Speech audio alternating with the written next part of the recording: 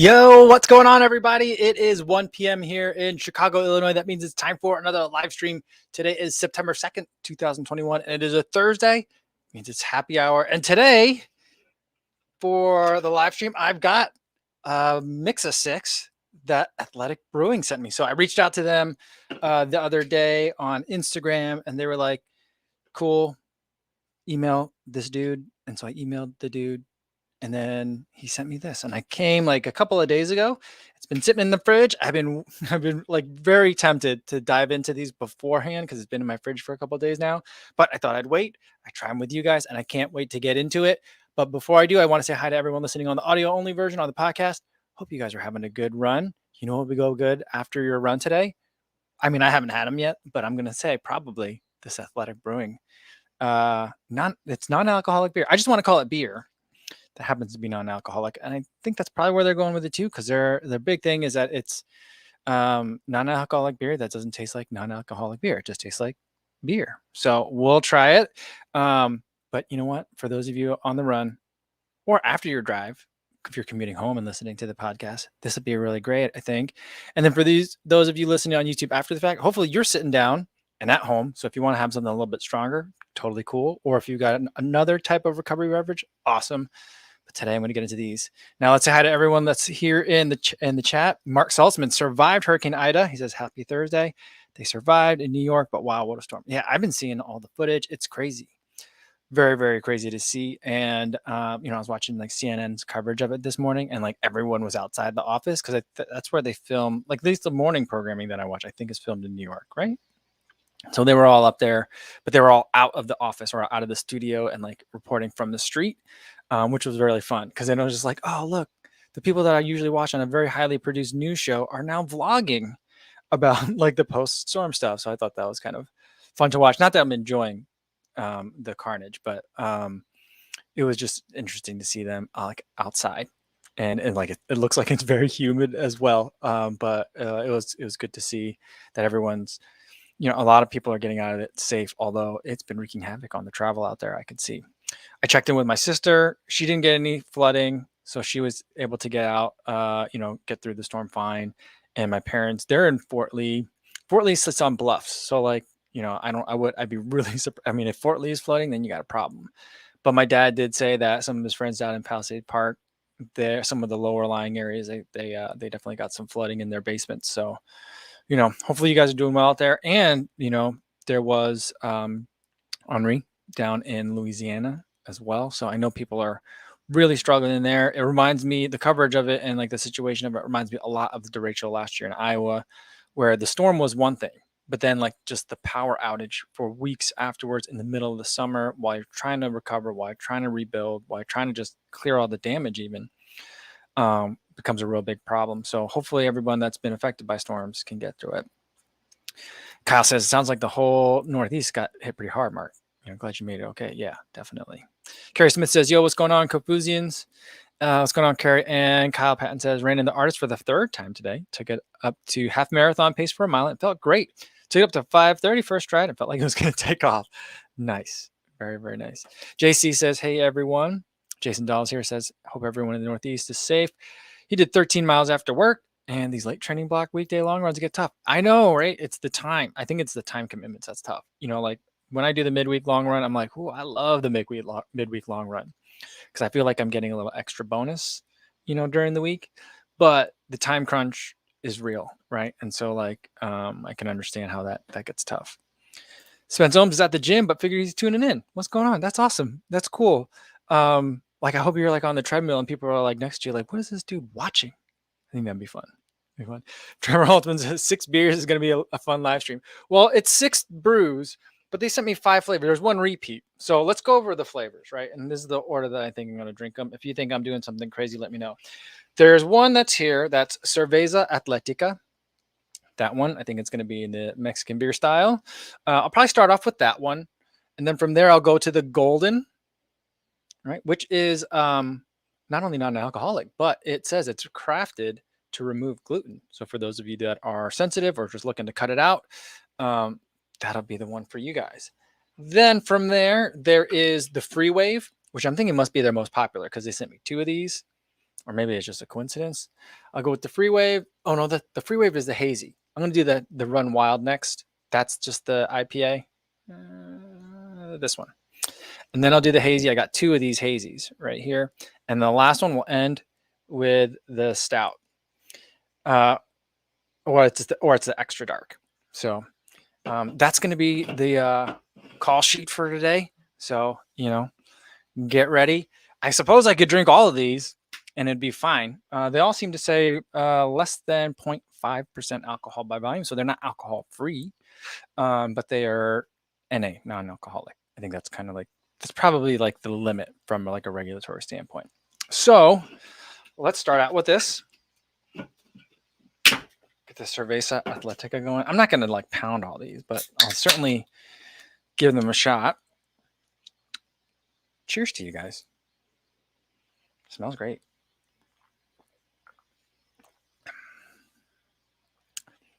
This is good. There's like an orange taste to it for sure. I don't know if that's intended or not. There's not a lot of like description of like the flavor profile on these. It's just they have like this thing saying like they're pioneering a craft beer revolution, talking about what they're doing, but not much other than that. It says beer brew without compromise, established 2017.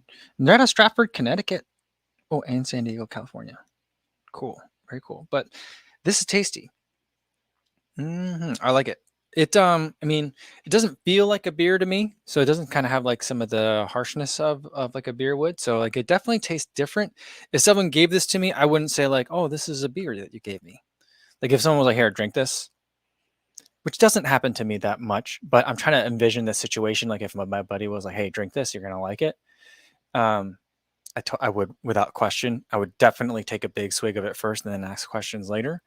I wouldn't necessarily think this is a beer. So I think that if someone is like, I'm not sure, I'm not really a beer person, I think this could definitely be one that they would like. This is good. This is gonna be dangerous because I feel like I could just be drinking these all day. Well, I mean, I could, but I mean, like, kind of like I would drink them like in normal times, where it might seem odd to be drinking a beer. Like, if I'm in like having brunch, I guess even at brunch, it's okay to have like a beer or champagne, I guess. So, I mean, this day and age, when is it not appropriate to have a beer? But I feel like I just have this whenever. I like it. I like it a lot. All right, Daniel M says he's going to grab a Miller from the fridge. Well, and see, that's the thing. So I do like my Millers. My father-in-law likes Coors Light. That's what he usually has. But he's also been stocking the fridge full of Busch Lights because he knew that he's very observant and he's very thoughtful. But he's known that I became obsessed over the summer with the Coors Light the Busch Light cans that were like colored to look like an ear of corn, and it said "for the farmers" up top. It wasn't like a special flavor of Busch Light. It was just regular Busch Light in a decorative can. But I became obsessed with that. And so he would stock the fridge full of those this summer, as well as like nice beers too. You can get pretty good beers in Iowa for sure. It's a beer drinking culture over there. So, but yeah, I was having variety. But there's some times, and just to get into the whole concept, because I remember I was mentioning this to people, and people were like, "Yeah, I don't get it. What's the point of the NA beer?" But I'm like, I don't know. I can't drink Miller Lights all day like I used to. So I feel like slipping one of these in every once in a while, kind of like a half calf kind of concept, maybe a couple of regular beers, throw in a couple of these. This is nice and tasty. I do like I'm reaching for it over and over. It's good. I feel like that could be a good way to kind of have the cake and eat it too. That's what I'm thinking. All right. Bray Soller says he's saying he's doing a nice 4-mile speed workout in the Saucony Endorphin Pros in the morning. Nice is great shoe for a workout. All right. Let's see. I gotta keep up with you guys. I've been rambling. Kyle wants to know about the stout. We'll get to it. It'll be the last. I think I'm gonna go from lighter to darker. I think that's the right way to do a beer flight, right? Yeah. Jason says there's technically a small amount of alcohol in NA beer, but you would have to drink gallons of it, I believe. Well, I mean, I guess some days maybe you want to drink gallons of it. That's the whole point. If I drink gallons of beer, I'd be wrecked for a couple of days. I'd be out of commission for days. Not that I'd be drunk for days, but maybe gallons, maybe, but I can't recover like I used to. So like it would throw off a whole bunch of training and other stuff that I like doing if I were to just drink a whole bunch. So like I was originally thinking that I was going to get a whole bunch of these and bring them up when I was supposed to go up to my buddy's lake house. You guys remember that trip got canceled for COVID exposure reasons, but we were supposed to go up and I was like, man, we're not as young as we used to be. We still like to day drink, but I'm like, that's not going to be pretty. And we wanted to do some running this time. So, because in that area, I think there wasn't like an Olympics like a really, really long time ago, but there's still a ski jump. And so people run up the ski jump thing. And so we were, gonna probably do something active, a lot of active stuff, as well as being out in the water. And I was like, normally we just drink really, really light beers all day, but maybe I could slide some of these in here, a little Folgers crystals action and extend the day a little bit. So yeah. PGR says, ooh, love athletic stuff. I realize I like the taste of beer, but don't always want the effects. See, that's what I'm thinking. That's what I'm thinking. Cause and I was thinking like the time that I most think that I would want to maybe mix in a non-alcoholic beer with alcoholic beers is like after a race. Cause after a race you get like a beer and then it's like, well, I guess I should go home, or maybe you have more beers. But then it's like, should I really have 3 or 4 beers after a race when the race ended at like 9 o'clock in the morning on a Saturday? It seems kind of odd. Granted, I've been up for a long time by then on a race day, but I just feel like maybe balance it out a little bit. Eric Vensky's here. What's going on, Eric? Eric, was that you that I saw? Did you guys hear about Talbot Cox? His camera got stolen in some airport or something like that. Was that you that did the GoFundMe for that? I thought I saw that was you that did that. Man, if that was, kudos. That's great. That's great work to step up like that. Stevie76 says, yo, what's going on? And Brett wants to know, hey, Co, how does the Adios Pro 2 compare to the Prime X? Love the Prime X, but don't have any experience with the Pro 1 or 2. Thanks. So I feel like the Pro 2 compared to the Prime X is like much more focused. So like I think one way to think about it could be like, let's say it's a movie about like a professional skier or something like that. And the skier has lots of natural talent, but he's just got no discipline and he hasn't really trained and he's afraid of failing. But then finally he gets a coach and some motivation and like, there's training montages and stuff. And then by the end of the race, he's ready to race and he wins the big competition on the ski slope. The Prime X is the before and the Adios Pro 2 is the after. So it's a lot more buttoned up. The ankle issues really aren't there. There's less stack height, but it's very much more streamlined and focused for racing. I think that the ideal racing distance for that for me is the half marathon. Probably something, if there were a race like halfway between the half marathon, like a 3/4 marathon, that would be the ideal race distance for me to use the Adios Pro 2. But I think that for the half marathon or the marathon, it works really great. It's also, street legal for racing. Not that it technically really matters all that much to normal people, but that's what I think of it. So you're getting a lot of that same feel, but like all the extraness of the Prime X gets stripped out and you've got like a pure concentrated race shoe. So if you do like the Prime X, then the first shoe that I would recommend for you for racing would be the Adios Pro 2. That was a long way of getting there, but sorry. Albert Long says, happy Thursday. Yo, what's going on? All right, we got a lot of beers here, or these non-alcoholic beers here, so I'm going to try to get through them. Yeah, although that Cerveza Atletica, this one's good. This one's good. I feel like I just want to have that with lunch every day. It's tasty. It's got like there's like I don't know if there's ingredient lists in here. So water, organic Vienna malt, malted barley, wheat, hops, and yeast. Whatever hops they're using for this must have some sort of citrusiness to it because I'm getting orange from it. All right, let's go to the golden. This one is crafted to remove gluten. I don't know if that's gluten free. It says like the gluten content of this product cannot be verified and the product may contain gluten, but it says it's crafted to remove gluten. It's fermented from grains containing gluten and crafted to remove it. So they're saying it's probably a low gluten product, but I think if you're allergic, probably no. Oh, you know what? I don't think the other one said this. Or maybe it's just this one. But on the can, it says giving back. 2% of all sales go to restoring local trails. That's pretty cool. And I don't know if it's because there's no alcohol in these, or it's low alcohol, or like, NA. The calorie count on these is great. That Cerveza Atletica was 60 calories a can. This one's 50 calories a can, 12 carbs. So I mean, we're in recovery. We're in recovery beverage territory. Cheers, guys.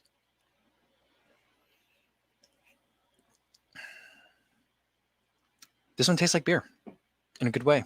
I like it. Yeah, I definitely like it. The golden? Yeah. I taste this one. I think this one and the Athletica, my wife would love these. I think these are definitely all day drinkable. But this is good. This one's real good. I like it. Yeah, it has a little bit more of like a grainy taste, not quite as sweet as the Cerveza Atletica. Has kind of a beer flavor to it. Again, if like my buddy was like, "Here, catch this and just chug it real quick, and then I'll tell you what it is later," I'd be like, "Oh, this is a good beer. What is it?" So it's nice. I like this one a lot. Man, so far 2 for 2, great beers. And it says, "Hi, kofuzi, everybody." Sandra, his wife, thought it was funny she got a mention yesterday.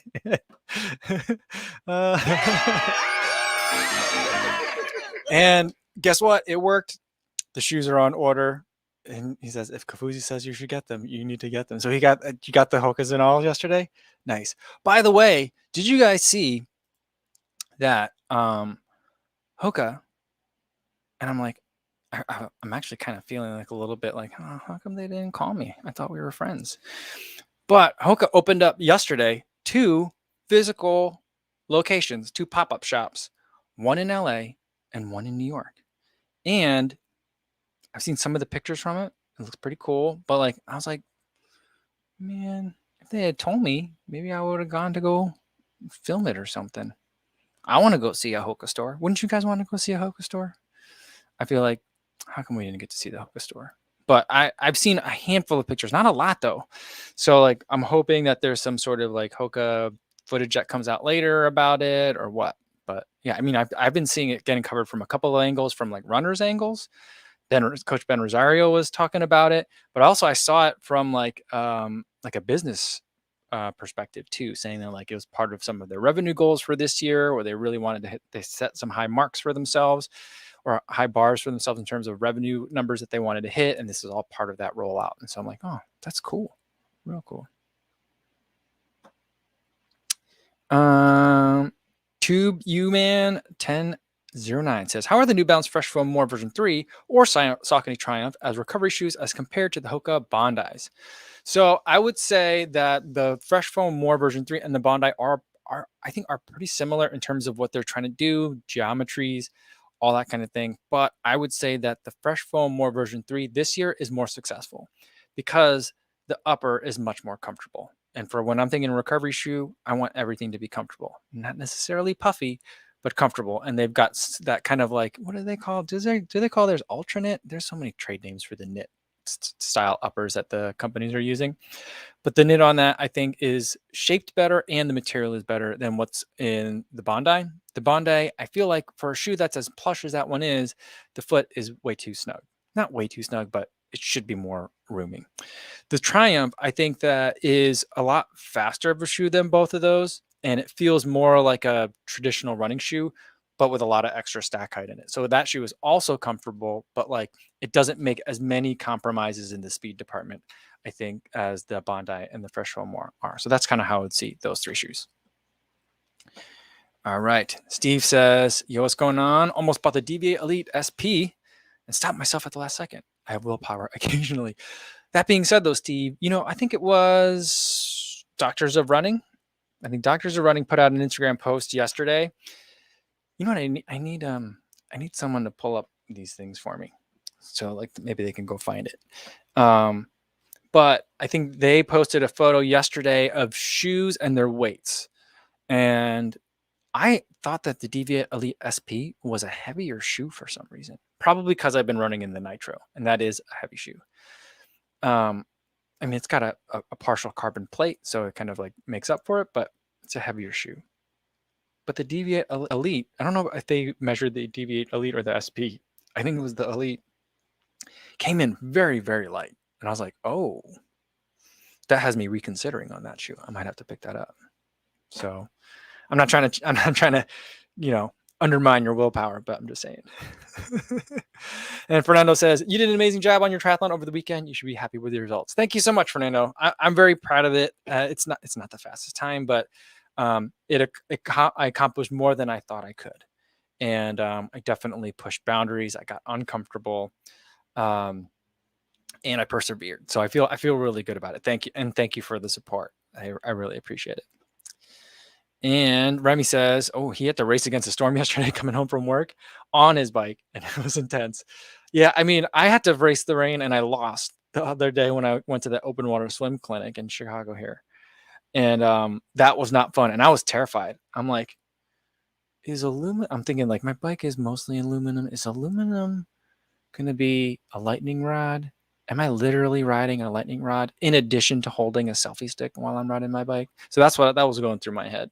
So I don't know if the same thoughts go through yours, because maybe you know more about the physics, or I guess the chemistry, than I do about the bikes and electric conductivity. But yeah, either way, just the wet, I was like, man, these tires are really skinny. How am I going to handle a turn on this? So I got nervous too. So I can relate a little bit, but yeah, I'm glad you made it back safe. All right. G noted these off, says, hey, curious, does the Boston 10 feel like a high stack SL20 version 1? Thanks. I think that's exactly what it feels like. I know there's Light Strike Pro in it, that little like pad of Light Strike Pro in the forefoot, and there's the energy rods in there too, but it just feels like a super tall SL20. So if you like the SL20, I think that you're probably going to like the Boston 10. That's how I feel about it. But I think that, people are thinking that it's supposed to feel more like the Adios Pro 2, which it doesn't. And I think that's the difference between Light Strike and Light Strike Pro. So that's kind of where I'm falling on it. I just ran in them last week, and I was like, the more I ran in, I'm like, this is not an Adios Pro 2 like training companion. This is an SL20 training companion. I think that's the exact right way to think of it. Daniel M says, doesn't that brewery sponsor Molly Seidel? Yes, they do. And so, I mean, hopefully they're, I'll send them the link for the live stream for today, and hopefully they'll watch it. But this Athletic Brewing, I feel like if I were Athletic Brewing, and I think I mentioned this another day, if I were Athletic Brewing, they need to hurry up and make a look at all this color work. These colors are just on these cans. Whoever's doing that, amazing work.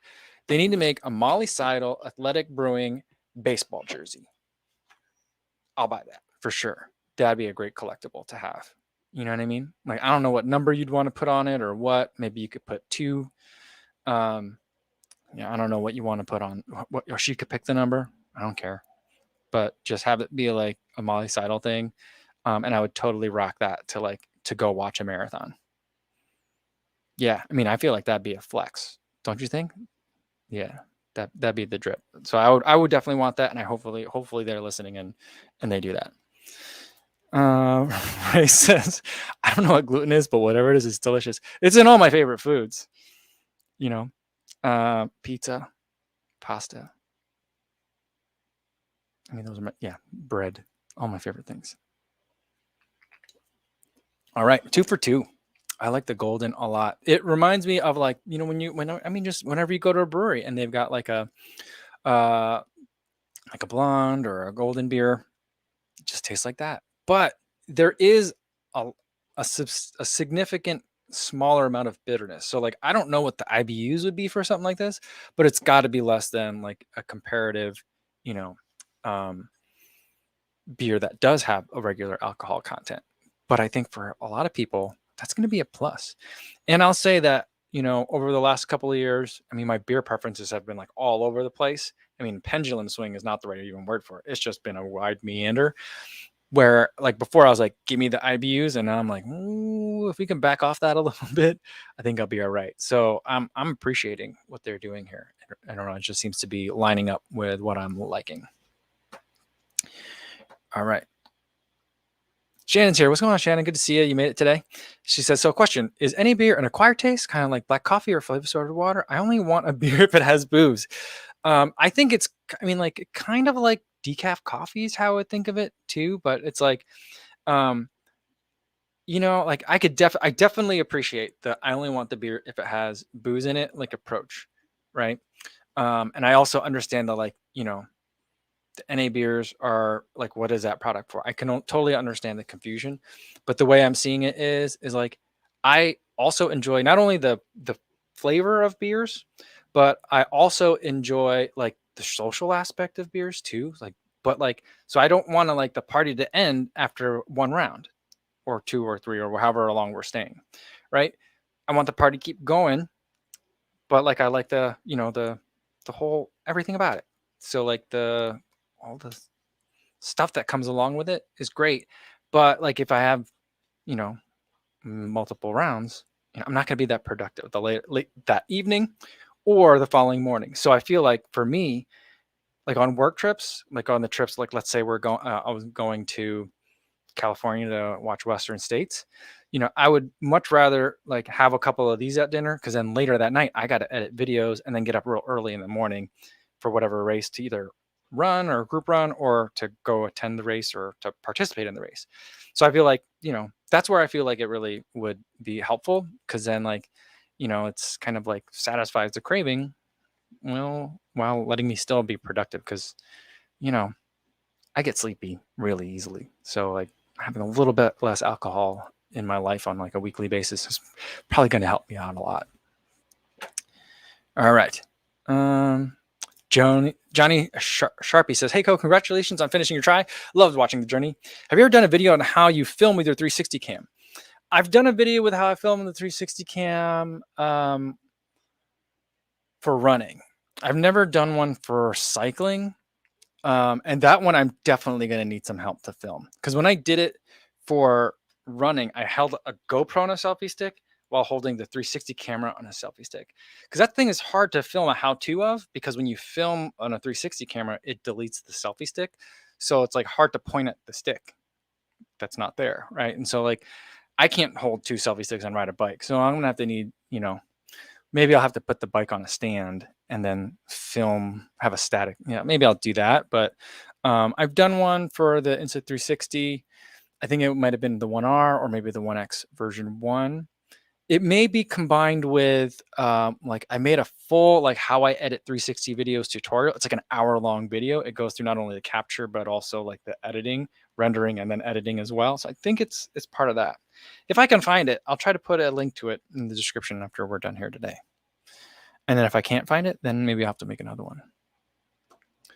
Daniel M wants to know, so which one is Molly's favorite? I don't know. That's a good question. Maybe I'll see which one she likes the most. Maybe my contact at Athletic Brewing can tell me. Daniel M also says, I'm convinced Power More doesn't exist anymore. I haven't been able to find it anywhere. So maybe I need to go. Maybe if I go to like a running store, where I think might have it. I got to find one though. I don't know where they are. Like a Dick's Sporting Goods, right? I was going to say Sports Authority, but that doesn't exist anymore. But like something like that, I bet you they have them if they have them anywhere because they're not at my grocery store. And my grocery store has a really wide variety of bars of all kinds, from like diet bars to keto bars to stuff that I like protein bars or bars that runners might enjoy. So I don't know. All right. Eric Fensky says, thanks for the size on that shirt from the video yesterday. Where's it from though? I want to order one. That shirt with the heart that I was wearing in yesterday's video, that is from Heartbreak Run Company. So I think they still sell them on their website. You know who else was wearing yeah, so let me finish that thought first. Yeah, so Heartbreak Run Company. I believe I bought mine online because I bought it during the pandemic, I think. So I got it online. So you should be able to find it there. And you know who else was wearing a Heartbreak Run Company shirt? I just saw Gwen Jorgensen's son, Stanley. They were in their Instagram story. They were. Are they? They're moving to Boulder now. Are they in the move to Boulder now? I'm not sure, but but they were just hanging out, and then like Stanley's got like a kid size one, which they've been making kid size and like baby like onesies of that since as long as I can think. As long as I've been aware of that brand, they've been making them like kid sizes and stuff, which I think is super cool. All right. Luis Becerra says, "Yo, what's going on?" Daniel says, "Do you think this is time for beer flavored goo?" I don't know. I mean, we've got Colorado Cola, right, from Tailwind. So maybe we're gonna get like, I don't know, if there's like a Molly Seidel Tailwind collab, then it'd be like, drink a beer. I'm so tired. Drink a beer for me. I mean, like that's what it should just be called. Just call it "I'm so tired." There we go. And make it a drink, and you put that in your hydration pack, and you're just drinking flat beer. Would that be good? I don't know if that would be good. Yeah. So Tracy Smith says the cerveza is a copper lager. Pretty good. I agree. It was good. It was really good. All right, let's get to one more. I'm gonna hit the IPA. So this is where I feel like these days, if we're gonna do the crawler is the old fashioned is the daily trainer of the donut shop. I feel like these days, given the popularity of IPAs, I think nationwide now, not just on the West Coast, I think the IPA is probably the daily trainer of a brewery. It lets you know kind of like what they're about. So we'll try that one here. We'll go with the Run Wild. I think these colors are pretty. Non-alcoholic IPA. I wish there were a little bit more information on it, but maybe they don't want to give more information on like what if there's a type of hop that they're using. But I can understand if that's some sort of proprietary mixture or what. But I'm also surprised that there isn't something else in here that is intended to give that extra bitterness to replace the bitterness that the alcohol would have provided. So, but maybe that's why the selection of hops is just listed generically as an ingredient list as hops and not a specific hop. But either way, I like what they're doing here so far. I'm having a good time drinking these. Cheers, guys.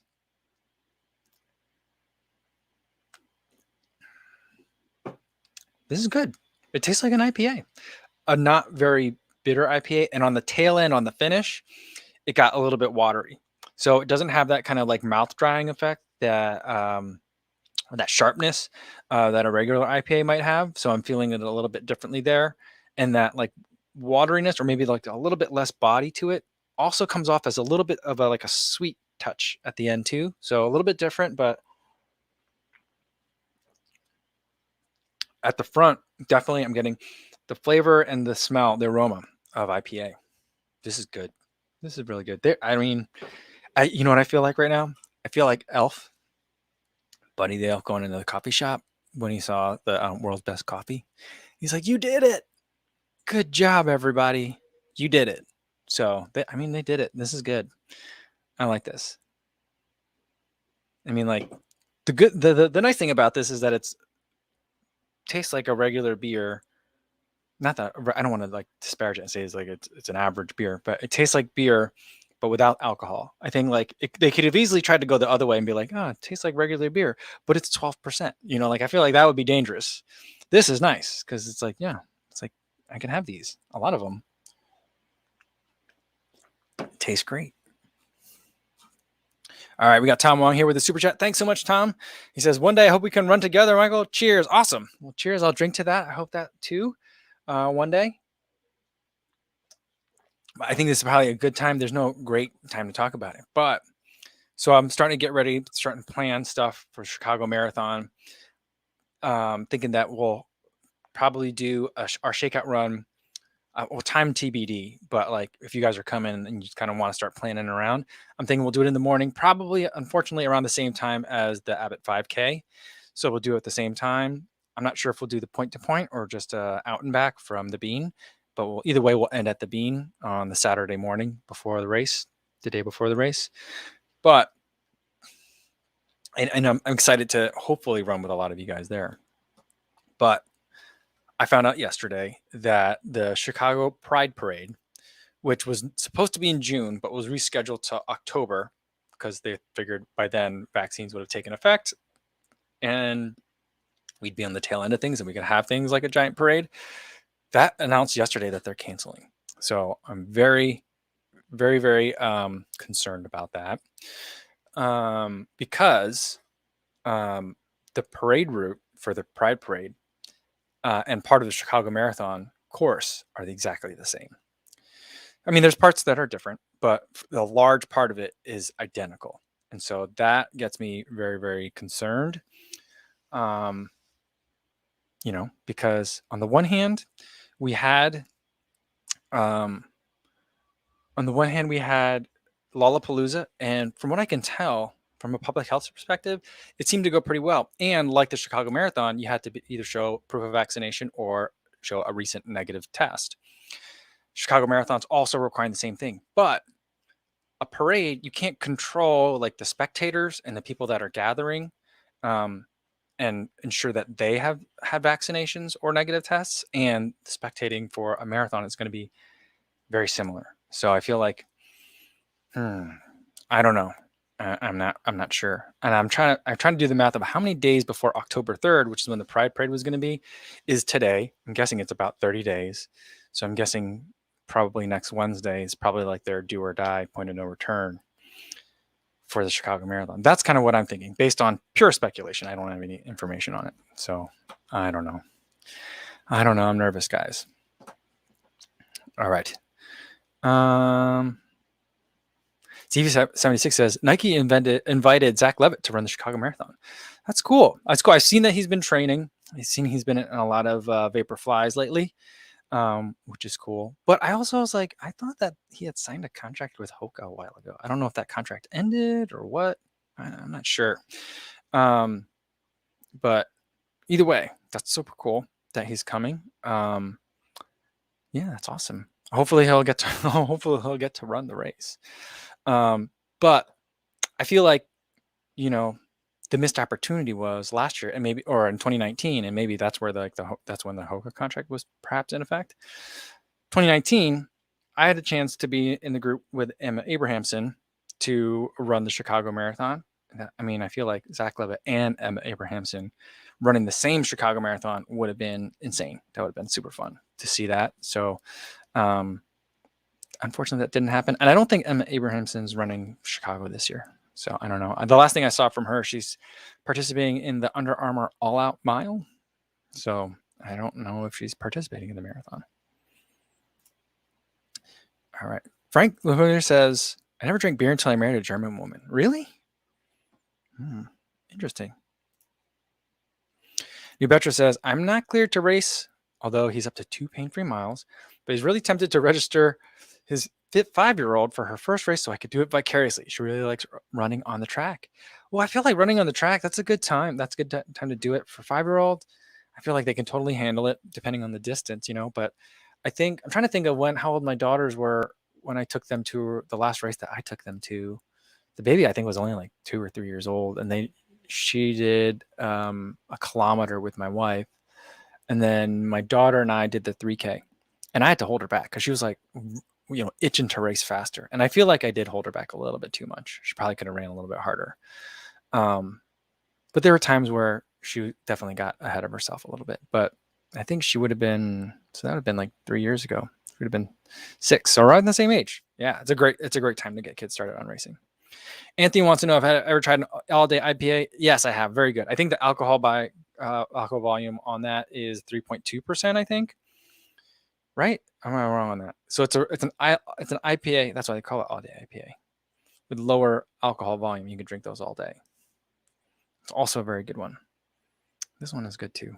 But yeah, that's definitely a good one. Founders. I do want to go to. You know what? I've seen images. I've never been there of the the beer garden at the Founders Brewery place up in what is it?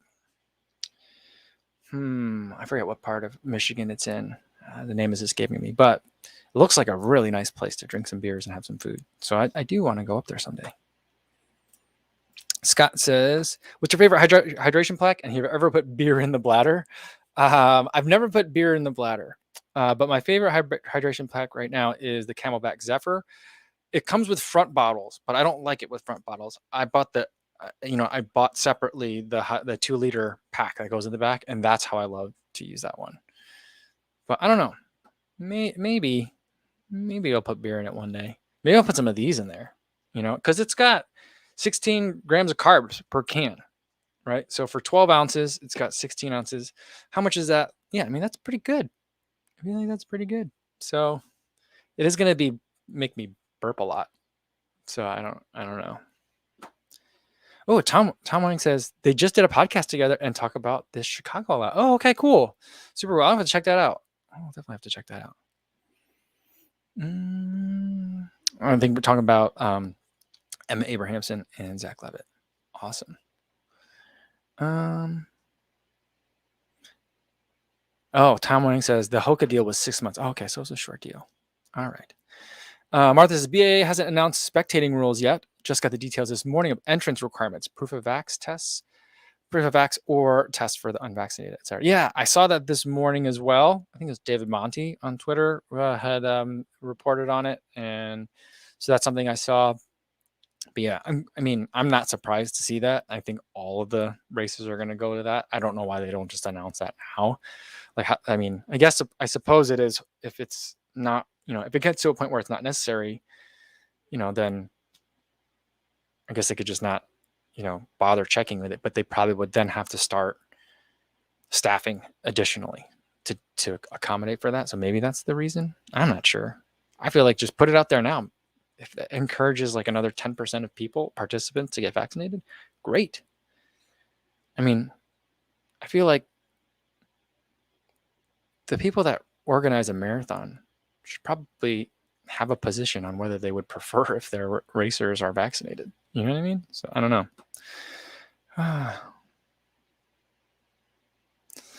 All right. Saul Martinez says, anyone know where I can still get a new pair of the original Endorphin Speeds?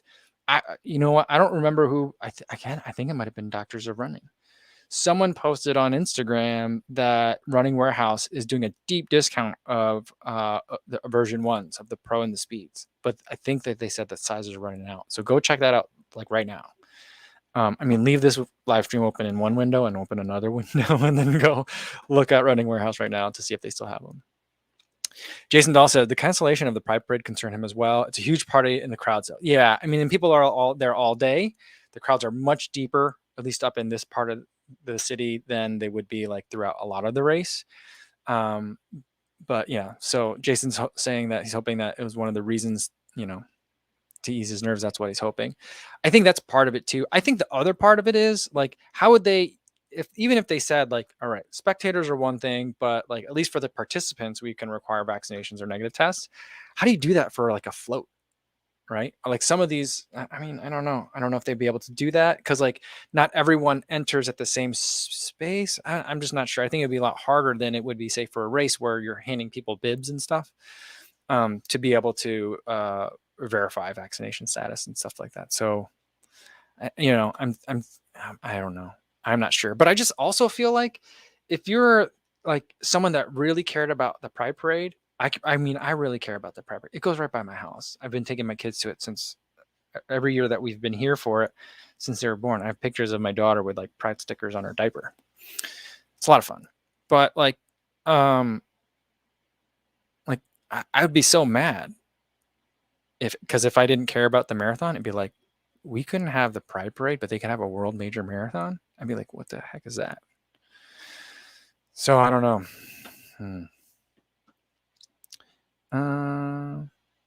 Martha wants to know, Mike, are there disincentives for unvaccinated entrants in Chicago? They're significant in Boston. If you test positive, you're out and have to assume all expenses for quarantining plus a $25 charge for testing. Oh, I don't know about that. I'd have to look into that.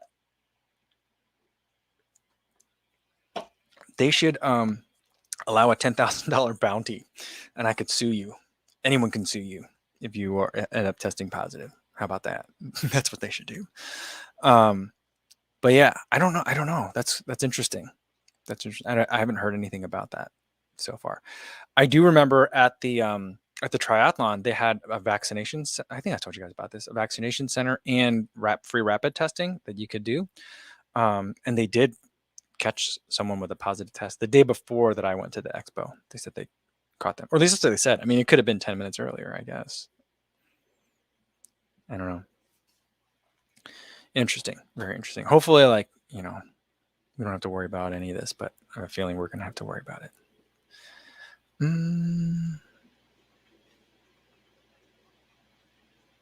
Jeff Elliott says, I need to find my headlight. It was very hard to see this morning. You know what?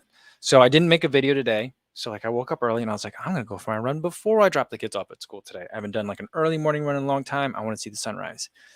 I wake up, I drink my coffee. I start thinking about like, all right, how do I time it so I get good sunrise? I ran a new pair of shoes. So I want to make sure I had good light and not just run in the dark. And then I looked at it and it said first light would be 5:28 in the morning and sunrise wouldn't be till 5:50. I needed to be home by like 6:15, 6:30. I was like, that is not enough time for me. So I actually just kind of hung out, caught up on a whole bunch of stuff that I've been meaning to catch up on, and then had to do my run after I dropped the kids off at school today. So yeah, we're already at headlamp time. Crazy. Kyle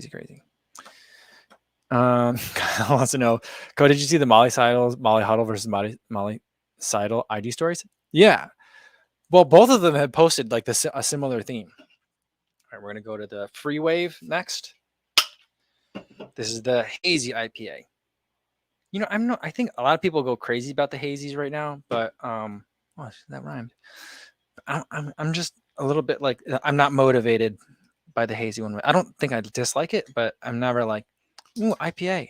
Oh, really? Hazy IPA. It's not like a bonus for me. So let's see how we do. Cheers, guys.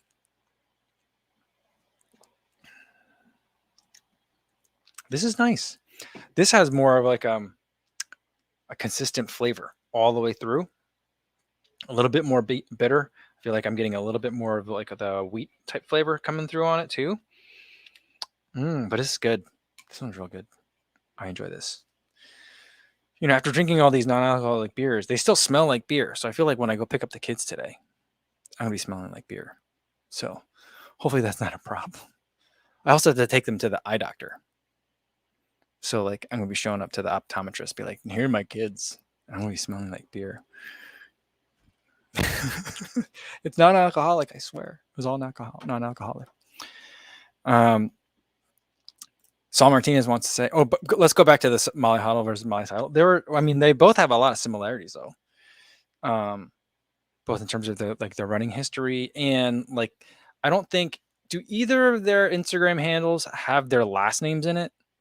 I'm not sure. I know Molly Seidel's doesn't. I don't know about Molly Huddle's. But you know, they were talking about how like much he's like, if they looked at compared resumes, they would line up quite a bit because they've both been very successful throughout their running careers. Molly Huddle's resume is substantially longer, but you know, Molly Seidel's a little bit younger, so she hasn't had as much time to rack up all those national titles. But it's been pretty funny to watch that. Saul wants to know, hey, Co, wondering if you ever confirmed if your air pocket had popped on your Nike Pegs 38. Ooh, yeah. I have not. We should get that cut open. Let's work on that. I'm going to do that. I think I'm going to try to cut them open. Simon K says, what shoe would you choose for first marathon? I'm considering the Carbon X2, Endorphin Speed, and Pro for my first in October. I mean, without knowing anything about your paces, Simon, I would say probably the Carbon X2 or Speed. If you're a taller runner or heavier runner, then maybe the Pro. And not because you need to be a pro to run in it, but like for me, I'm not like powerful enough to really load the carbon plate on the Pro to get everything out of it. And it just ends up feeling a little bit unnecessarily firm for me. And that's why I in a lot of ways, I prefer the Endorphin Speed. Carbon X2, I feel like is a shoe that even when I'm running a little bit slower or not putting as much into the ground, I still feel like I'm getting a lot out of the shoe. So I enjoy that one as well. It also it's a little bit more forgiving in the upper compared to a lot of other shoes. Not that the Endorphin Speed upper is bad. It's one of the best I've run in, but that Carbon X2 also is very forgiving. The other thing to consider is depending on how long you're going to be out there, you know, I don't want to really put a number on it, but like I would say anything like in like the mid 4s or higher, depending on when people are at. I think that's around the point, maybe 4 hours, 4:30, right around there. That's where I would start thinking like, that's a long time to be out there and on your feet. So like you might be better off looking for something that you can move quickly in, but still has a little bit of extra cushion into it so that it could absorb a lot of the road impact that you're going to be subjecting your body to. So that's something else to consider. And so that's where I think something like, you know, perhaps like a Rincon or or even like a Nova Blast or a Mach 4, I think would also work out really well. Or some of the speed trainers that are out there, like some of the workout shoes, I think would also be really good options as well, because they still give you some of that speed edge without while also being a little bit more comfortable for those longer efforts. So that's another way to go. But of those three that you listed, I would say the Speed or the Carbon X2. Shannon says, anyone else loving the post-race UTMB interviews and videos? Just love Francois and Courtney, the most humble, mega ultra elite athletes ever. Yeah, it's crazy, huh? It's like they just dominated, and they're just like, yeah, I felt like I had a pretty good day out there. You know, it is pretty amazing. All right. Morgan Bainham says, with colder temps coming up, how do you stay motivated to run regularly when the weather dips? YouTube needs aside. These days I just love running, right? And so like I don't have a hard time kind of getting motivated to run, but there are certain days where it's just like, oh goodness, if I know it's going to be particularly gross out and dark the entire, like when it's going to still be dark by the time I get back with my run, that's when I'm like, ugh. But some of the things that I'd say, frankly, like when I first started running year round, it was like the middle of winter, the fear of losing fitness was a very powerful motivator for me. And I was like, if I don't run 3 days, I'm going to be in big trouble. All that stuff that I worked for all summer and fall long, I'm going to lose it. So I better get out there today. So that was a pretty strong motivator for me. The other thing that's a really strong motivator for me, and I know a lot of people kind of like knock on Strava and complain about how it's, just as bad, if not worse than other social media. But for me, I really like seeing like the weekly mileage number. And for two reasons. One is because that's an easy number for me to look at. And I feel like no matter what I do on any one particular day, it's all building, it all counts, right? So it's like, you know what, I don't have to be excellent today. I can go out there and cut it short if I need to. Maybe it's colder than I was expecting, or maybe I don't feel great, but I can go out there and put a little bit towards that number that I want to see at the end of the week. The other thing is that it also gives you kind of like the flexibility. I guess it's related to reason number one, but it gives you the flexibility to move stuff around. So it doesn't have to be like, this is the really hard workout. And like yesterday was a really rough day, running wise or not. You can move that next long run day to 2 days from now and still get it in for the week, and so that's the way I think about it, is just, focus on building the consistency, and looking at that weekly number, I think really helps that, with the further longer term goal of it being like, this is all setting a framework for success in the spring. Right. And so like everything is not just like, I gotta get out there and just like slog it out. It's all part of something that's working, contributing bit by bit to something else that's coming much later on. So, but look at your picture here. I feel like you're well equipped for the cold weather. You've got ski goggles on, like you've got like a giant parka jacket on. I think you're ready. You're ready. You could do it. All right, where did it go? Something saying their new subscriber. Where'd it go? Sorry, I'm way behind you guys. I'm way behind you guys.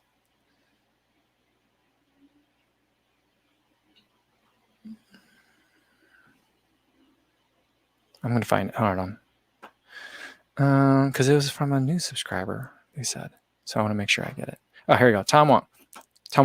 I'm a relatively new subscriber. Have you ever made a kofuzi origin story video or considered it? Not really. I've talked about like the origin of the name. It's a kind of play on Confucius, but it's a nickname I gave myself in college. So it's like, it's appropriate we're talking about it today. It's like a beer-fueled nickname origin story, but I guess the kofuzi origin story, I guess I haven't made a video about that, but maybe I'll think about it. All right. All right, I'm going to scroll all the way down. Sorry if I missed your guys' comments and stuff. I know there's a lot of good stuff up there, but I want to make sure I'm talking to you guys. Someone had mentioned something about Garmin. Where'd it go? Let me take this comment down real quick. Someone had mentioned something about Garmin. I really do want to test out a Garmin watch. And Jackie said, are you going to go back to Garmin watch for tracking? So I was looking at some Garmin watches today, and I was thinking, like, do I want to get like a Phoenix 6? Do I want to get not today, a couple days ago. Phoenix 6, Phoenix 5, just to kind of go with like, well, on Amazon, there's some pretty cheap ones that are out there, some like renewed ones or refurbished ones. I think it's funny that they're using the word renewed, because then refurbished, which used to be the euphemism for used, then had negative connotations, so now it's on renewed. But so I thought that could be an interesting value. I'm looking at the 745 music, the 945, and then I was like, and I had some in my cart, and I was like, I'm gonna try at least one of these. But then I was like, you know what? Let me see. One of the things that I'm trying to do now, like with the Athletic Brewing, was like, I can certainly go out and get stuff. And sometimes when I want to move quickly, I'll just go buy it real fast. Because then I don't have to worry about it, get approvals, and like have some get sent out to me, and all that stuff. Sometimes it takes time. But I was like, no, I feel like, I need to, make more connections and work with more people.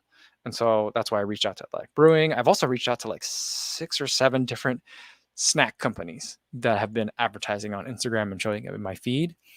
Because I'm like, man, if it's hitting my Instagram feed, it's probably hitting your Instagram feeds too. And I think it'd be interesting. But I reached out to Garmin. They have like a forum on their website about it. And we'll see. I listed like, I think the 945, the 745, and the Phoenix 6 as potential watches that I'd be interested in reviewing. So, I mean, I don't know. We'll see if I hear anything from them.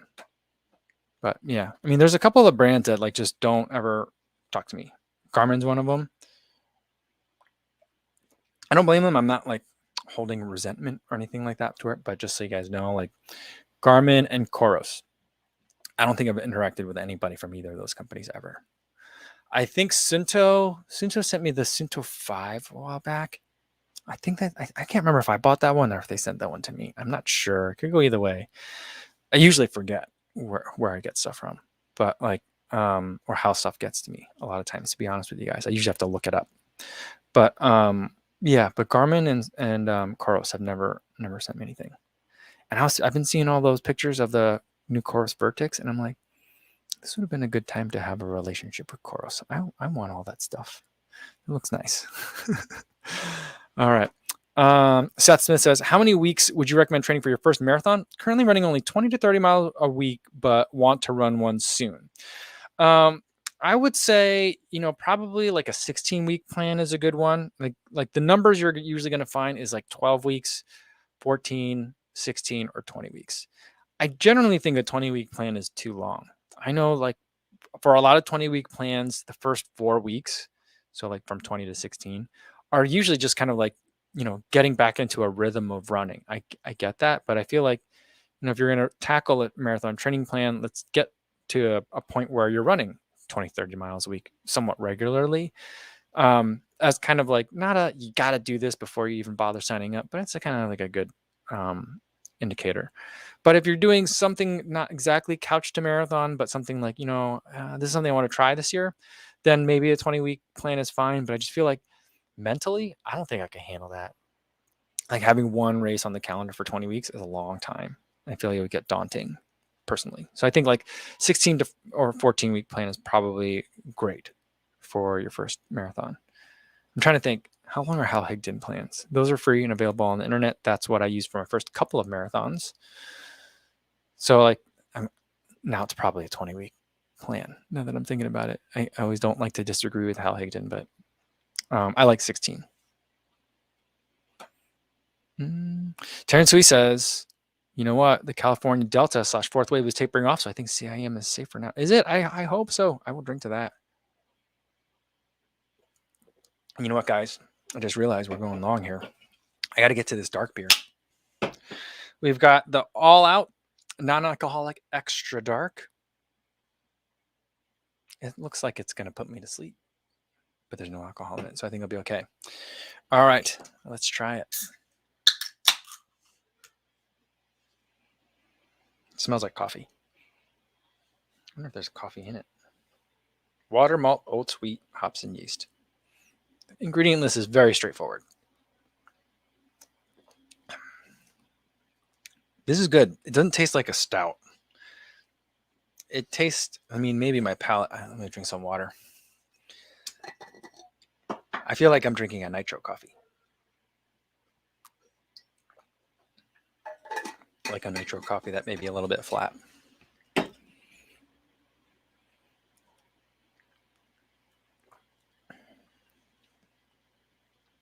It's good. It doesn't have the body of like a very, very dark beer, like a stout. It's more like a darker brown beer. Like if Newcastle made a really dark beer, that's kind of like what I'm thinking. But it's tasty. This would be I think this would go really well with food. I think it'd be really nice with some food. It would cut through a lot of very strong flavors very well. It's good. The dark beers have not been my favorite lately. So I'll kind of like preface it that way. And so I'll say that's the main reason why this is probably not my favorite of all the beers I drank today. But if you like the dark beers, the hard thing is the really, really dark beers are like 10% these days. So like to take out that much alcohol, I feel like is really going to affect a lot of the flavor and the body. But that being said, I feel like this is a really good version of that. But I would not confuse it with like an actual, like a regular beer. That's the thing. I think the body, it doesn't have that creaminess to it. I think that's what I'm missing. All right. So, let's see. I think my favorites for today are probably, I don't know. I'd say the Cerveza Atletica. Really nice. It's almost kind of like it's almost like an orange bubble water in a good way. So I really like that one. It's tasty. Definitely all day drinkable flavor wise. And then the Free Wave Hazy IPA. I'm really liking this one too because it tastes to me more like a regular IPA. The Run Wild also quality, but there's something at the end that makes it reminds me that it's like there's something different about this beer. So there's that. I mean, but the Golden is also good. I really like that. So lots of great stuff to choose from. I'm really glad that we did this today, guys. I enjoyed these. Now I gotta go pick up my kids. But it's not a problem because these are not non-alcoholic. I just reek like beer. I'm not drunk on beer. So there we go. There's that. All right. Tomorrow's video is going to be the first run in the Enda Lapetet. They sent me an updated version. Went for a run in them this morning. I'll tell you guys all about it tomorrow. And then we'll have another another live stream. Same time as today, 1 p.m. Central Time. Hopefully I see you guys there. In the meantime, be safe out there, everybody. Thanks.